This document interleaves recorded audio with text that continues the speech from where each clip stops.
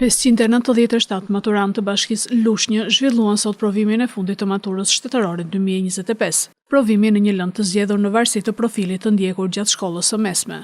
Testimi nisi në orën 10 në 4 shkolla ku janë zhvilluar edhe provimet e mëparshme të maturës shtetërore, gjuhë huaj, gjuhë shqipe dhe matematik. Në shkolla 18 Tetori, Skënderli Behova, 4 dëshmorët dhe Vath Korreshi.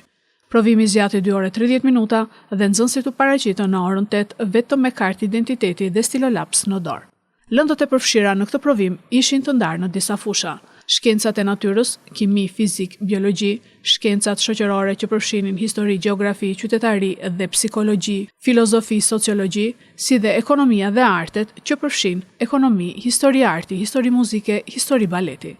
27.000 maturantëve në të gjithë vendin ju është ndaluar rreptësisht mbajtja e telefonave apo orëve inteligjente dhe çdo pajisje tjetër teknologjike gjatë testimit. Testi u plotësua me stilolaps me një ngjyrë të vetme dhe maturantët firmosën në momentin e marrjes dhe dorëzimit të testit. Maturantët nuk u lejuan që të largoheshin nga salla e provimit para orës 12:30. Për korrigjimin e testeve janë angazhuar mbi 640 mësues, ndërsa vetë procesi hartimit, administrimit dhe vlerësimit është mbikëqyrur nga qendra e shërbimeve arsimore. Ministria e Arsimit këtë vit realizoi edhe teste të personalizuara për nxënësit me aftësi ndryshe. Edhe në këtë provim u publikuan tezat e lëndëve me zgjedhje në rrjetet sociale.